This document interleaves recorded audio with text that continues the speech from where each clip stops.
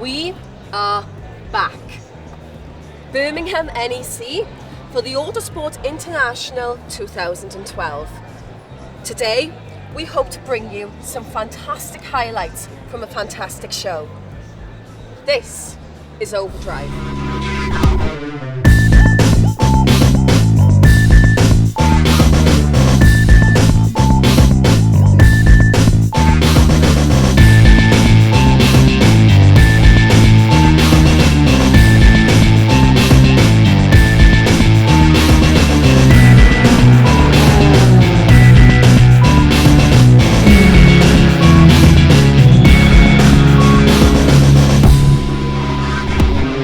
Coming up, we check out the fast and furious action in the live action arena, catch up with 750 Motor Club and their plans for the new year, chat to a curiously arty fellow, and meet a motor racing legend.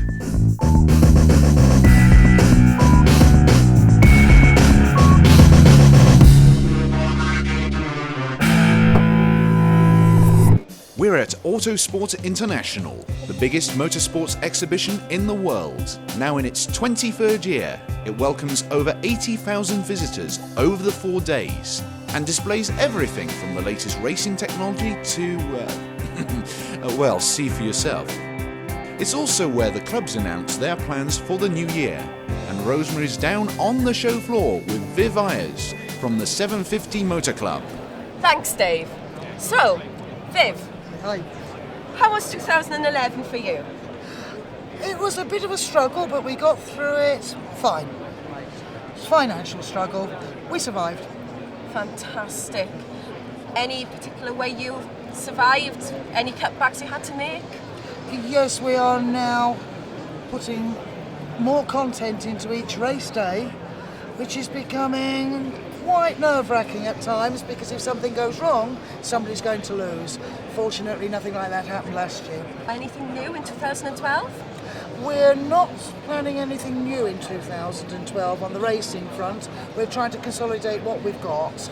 I hear you have some really good news about the sporting car trials this year. Yes, there is going to be a new category. We are opening up a class, in fact, complete trials for some of the early cars. It's now so sophisticated and so competitive, and there's a lot of cars that are just sitting in garages not doing anything, and so we're reawakening some regulations from, I think early 70s, so that these old cars can come out and play. You must be so excited about it. Yes, because it's going to really bring a lot of the fun back into the sport in that area. Final question. Will you be running the Burkitt Relay Race at Silverstone this year? We will be running the Burkitt Relay Race. We will be running at Silverstone. I have had so many inquiries at this show already. Now we're starting to use the Grand Prix circuit. We can have 70 teams out there. It is such a success. I'm hoping we'll be oversubscribed, and it looks like we may be. Guarantee it, eh? Well, thank you so much for your time, Viv. All the best for 2012, and we'll see you round about. Thank you. Thank you.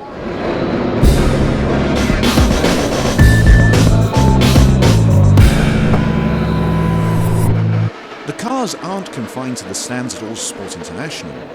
There's also a spectacular live action arena.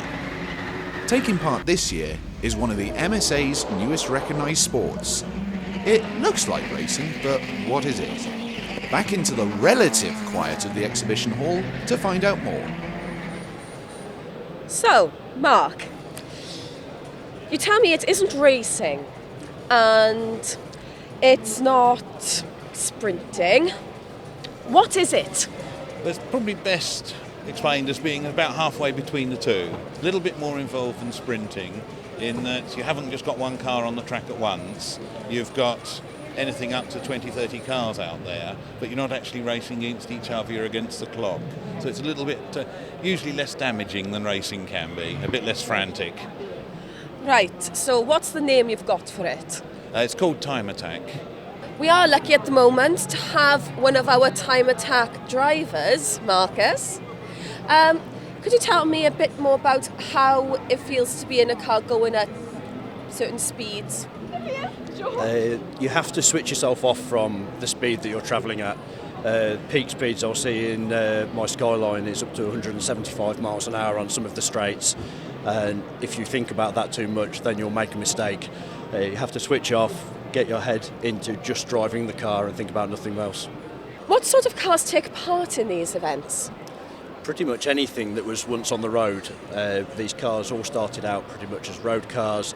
They've been modified very heavily, some of them, and that's pretty anything goes. We tune them from the manufacturer's parts and have a lot of custom parts made for them. Now, these events now, they occur nationwide now, is that correct? That's right, yes. We've got rounds in Scotland, North Wales, and some rounds in England as well, south and in the Midlands. Fantastic. Well, when you're in Wales, we hope to catch up with you. Oh, well, thank you, pleased Mark. to see you. And you. Thank you, Marcus.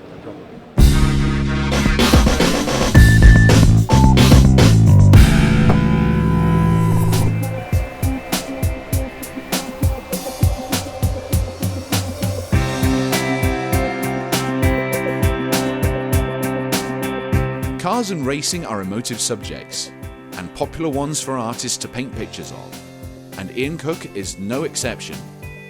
Rosemary has caught up with him partway through his latest creation, the now iconic poster for the movie Senna. Ian, the painting looks fantastic. Congratulations, another masterpiece. Thank you. I mean, that's a pretty special painting. It's quite, as a car fan, motorsport fan, somebody who's grown up with it, to do something like that in the year with the movie and the kind of the hype behind it, it's been really good. So The extra special thing about you is you don't use conventional methods when it comes to painting. No. So at no point do I use paintbrushes. I use radio control cars, car tyres, toy car wheels to create the artworks with. So it's all done live as a performance.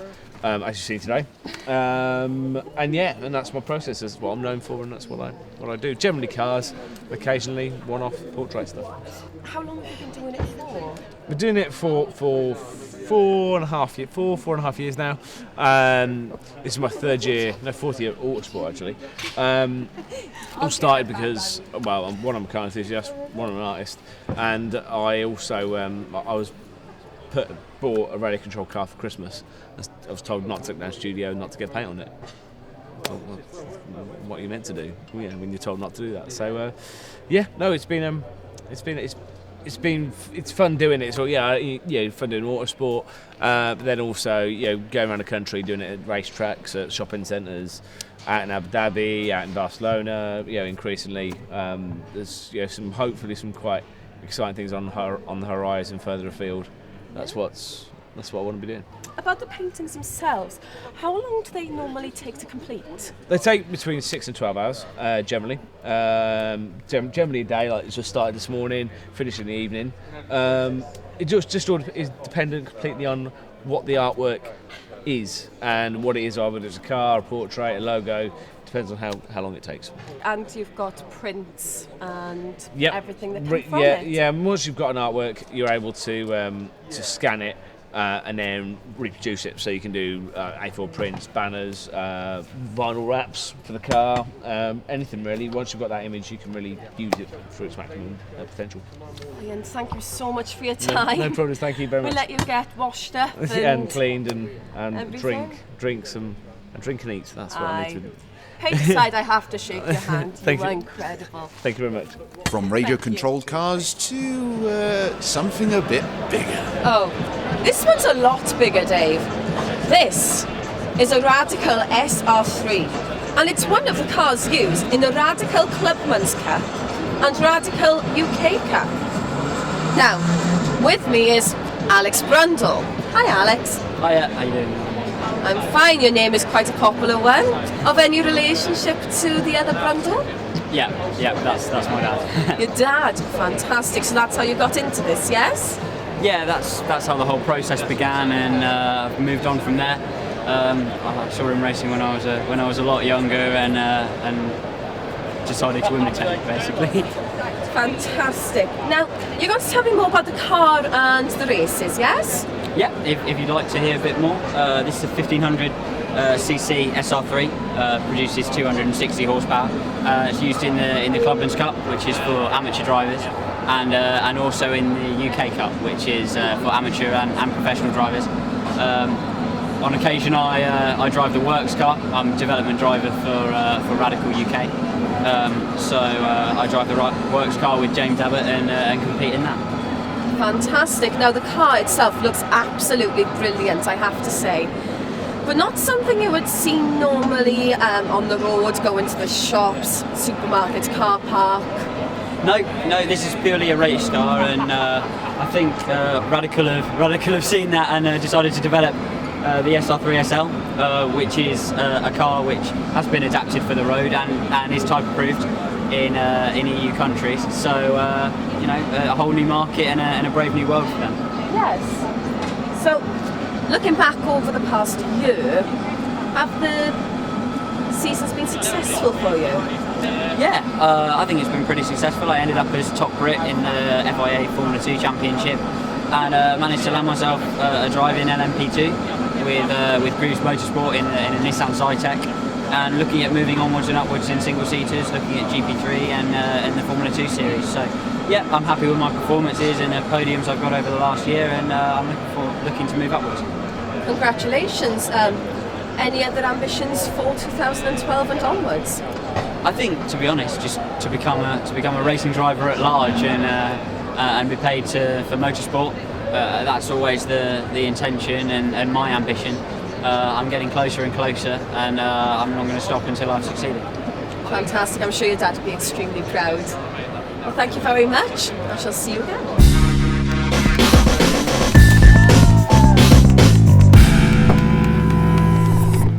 In a ceremony on the MSA stand, the British Women's Racing Drivers Club celebrated some of the best female talent in the UK with their prestigious Gold Star Award, this year presented by the legendary John Surtees OBE. There are 2 awards, one honouring club drivers and one honouring elite drivers. And this year's club winner is Gail Hill. Somewhat unusually for me, I am actually dumbstruck, but those who know me know that's very rare. There's illustrious nominees today, and I'm very, very proud and privileged, especially to receive an award from a legend in motorsport. I don't know what else to say. Thank you very much. Last year's winner, Kat Lund, tells us what it means to win this award. So, Kat, commiserations on this year, but congratulations on last year. We didn't get to see you last year. So as a previous Gold Star winner, you can tell us what it means to a driver to achieve the award. It's such an honour. You get such a lot of recognition, such a lot of great press coverage. It is really, really good. Yeah? How did it feel when your name was called last year? I was so surprised. I was absolutely dumbfounded. So I know a little bit how Gail feels. She must be over the moon. What does it mean to be part of this association? Well, the British Women Racing Drivers Club is the only racing club for women. Yes. It's not just about racing, it's about rallying and hill climbing as well. And I don't know if you saw today, but there's so much camaraderie and affection between all the members. We all really support and encourage each other.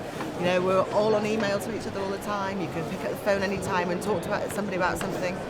Liz, for example, is racing in the Lotus Cup this year, and she's going to Silverstone. She's never raced on a new track, so I just overheard Sarah telling her all about what it's like and how a lot of it's flat. So I don't know how that's going to happen, how they're going to get on with that. Yeah. This way, coming on. And the winner of the Elite Award? Unfortunately, it can only be one outright winner which has been chosen, and that is Sarah Reader. Yes!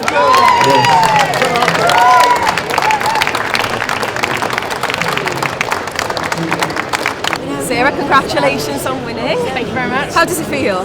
Yeah, really good. I'm really pleased that to win the award and be recognised for my results last year. It was a hard year, but it went really well. Yes, 4 podiums, I hear? Yeah, we had 4 podiums. We're in an endurance series which supports the LMS Championship. So it's a 2-driver endurance race. We had a new car last year, a new teammate. bit of a ropey start to the year, but yeah, by the end of it we were consistently on the podium, so it went really well. Fantastic. And do you think this marks the beginning to another fantastic year? Yeah, I think so. We put a lot of hard work in last year, and it's very difficult and a different driving style in the prototypes compared to the Caterhams, and it's taken a while to kind of get into it, but I think, yeah, this year we'll hit the ground running and hopefully have success straight away. Fantastic. All the best for the new year. Thank you very much. And we hope to see you again here soon. Another nominee. Yeah, hopefully. Thank you. How important is it to you to be part of this award? Well, the important thing is that anything which supports the growth of and the development of motorsport, I have to be supportive of, because it's been such an important part of my life. Yes. I've had my highs and my lows and the rest of it in it, obviously, and I've had the tragedy of my son, but it's important that we see some of the more experienced and people handing down their knowledge to the youngsters, and we would have seen there a number of young karters at the very start of their careers, and they're experiencing the benefit of that advice. So from that point of view, clubs like this are very important. Yes. Have you ever competed against any famous women drivers at all?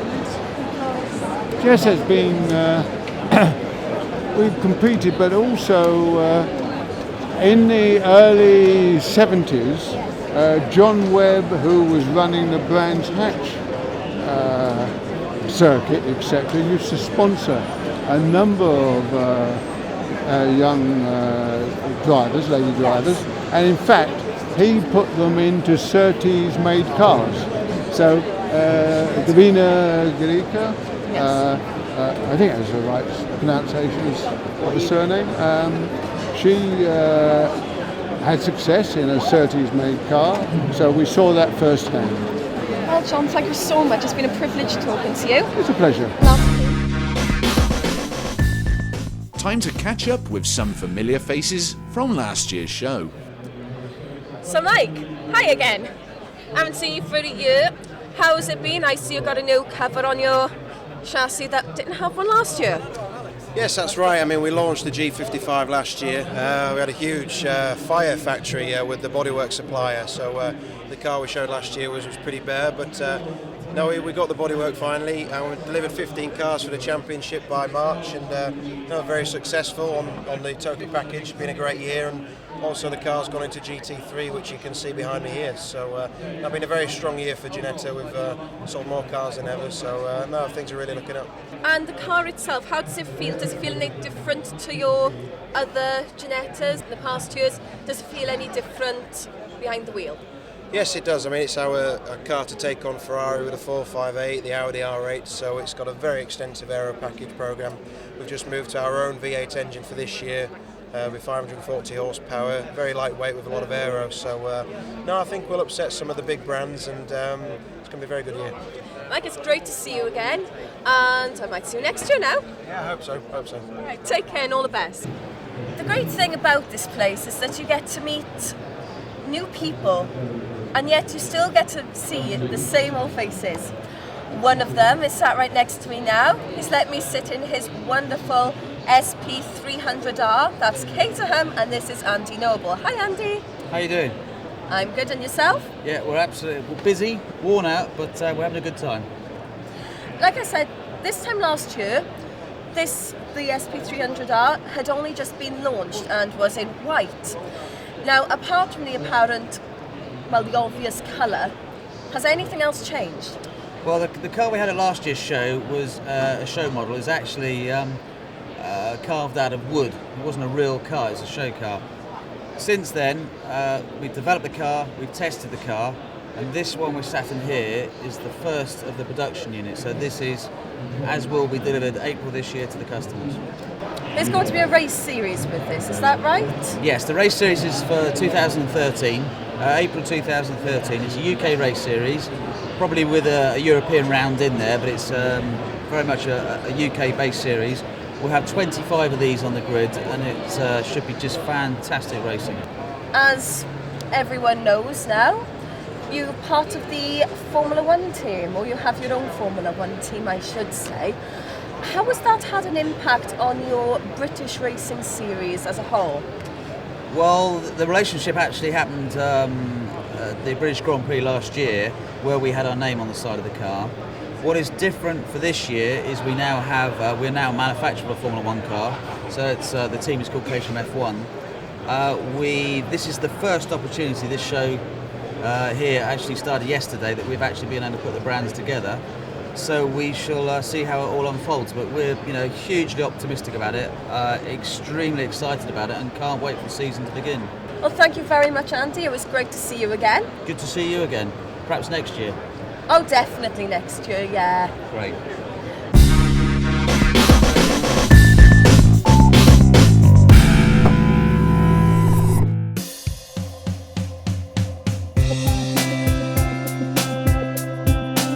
For 60 years, Formula 3 has been the ideal proving ground for some of the biggest stars in motorsports. The historic Sports Car Club has assembled a comprehensive collection of cars at the show, and Rose has met up with a former driver. So I'm here with Andy Wallace. Now, Andy, how important was Formula 3 to your career? Well, it was massively important. In those days, what is it now, 25, 6, whatever years ago, there was a much clearer path. I was trying to get to Formula 1, of course, in my early days. It was pretty obvious where you had to go, and Formula 3 was a stepping stone you couldn't miss out, whereas now it's very diversified, isn't it? There's lots of different categories you can go into on your way to Formula 1. So F3 was the big one, and then there was championships in France, Germany, Italy. The UK seemed to have a more of an international flavour, so it tended to be slightly above all the other European series. So if you could win the British F3, you were doing very well. Now I'm not sure it's a claim to fame, but everybody who won the British F3 Championship before I came along actually made it to Formula 1. I was the first one that didn't. And I went around all the Formula 1 teams to try and get a drive after winning the championship, and they all wanted X amount of money, and I just couldn't find the money. So I ended up, I was test driver for Leighton House for a year and a half, I think it was, and that's as far as I got before I went to Group C.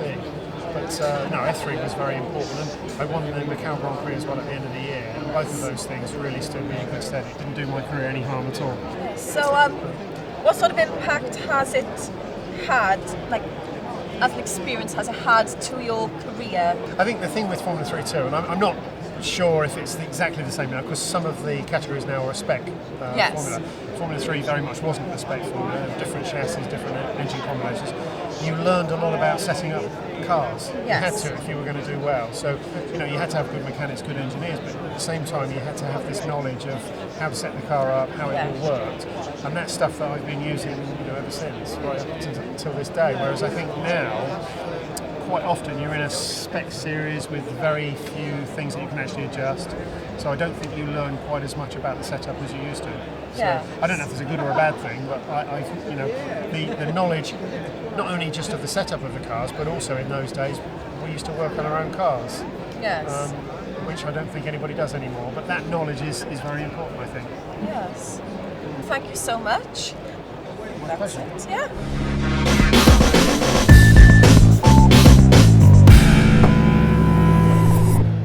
Hi again. I'm here with a featured driver for 2012.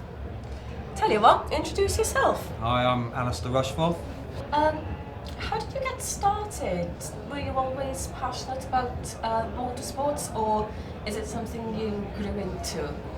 My dad used to race and rally when I was young, and I remember them buying me a motorbike. My parents bought me a motorbike when I was about 5 or 6, and used to race around the garden on that.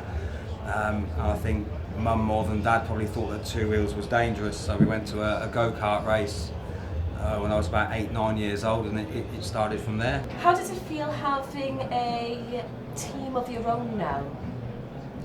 It's great. I mean, growing up we never raced for teams. We always did it, dad and lad. My younger brother got involved when he was younger and did karting with us, but again, we would never call ourselves a team then. But since he started car racing with us, it sort of developed, and I think the results we've got and the work I've done on the cars, it's sort of perhaps attracted other people. You know, can you do this for us? Can you do that for us? And it's sort of grown from there. And now we're helping a few new drivers. One's coming back to cars, having raced go-karts in earlier life, but he's never raced cars before. We've got another guy, Nick. He's never raced anything in his life. He's a complete and utter novice, and you know, a chance conversation with him has sort of led to us now building a car for him, and he's coming out for the year. Simon, he's coming back for year 2 in the Metro, and it's just grown. I mean, I love having the team. You know, it's not a case of bossing people around, but it's sort of my way of helping others realise their dreams, and you know, perhaps join the sport that, you know, I've grown up around all my life. You know, I don't say I would never claim to know everything there is to know, but if I can help people along the way, then I will. And the team's grown from 3 cars last year to 6 cars this year, and it's amazing, really. You know, I'm really happy. So we'll be able to follow you over the next year or so via your blog on Overdrive, is that right? I think so. Yeah. Why not? You know, I ramble on maybe, but you know, I'll say it like it is. You know, I'll tell you how we're doing, how all the guys are getting on, and you know, maybe some behind the scenes thing at race meetings, in the workshop, how we prepare, and you know, it's the real life stuff. You know, it's not the glam that you see on TV. It's, you know, getting the hands dirty behind the scenes, and you know, worrying about things behind the scenes before we even get there. No, I'll do all that. It's great. That's where all the real action starts, isn't it? Absolutely. You know, it's a bit that people don't normally see, and you know, there is a big build up. Even in club racing, there's a big build up to it for anybody. Whether it's, you know, me as the team owner, the drivers as drivers. You know, me making sure everything's there and everyone's in the right place at the right time, and we've all got the right cars, and we're, you know, happily show all that. You know, it's great. That's fantastic. Well, keep your eye out on our website. You'll hear from him soon. Time, I'm afraid, has caught up with us again. It's time to say goodbye to Autosport International for another year. But keep watching Overdrive on this site, or follow us on Twitter. This has been Overdrive. Thank you for watching. Finally, we'll leave you with some highlights from the live action arena.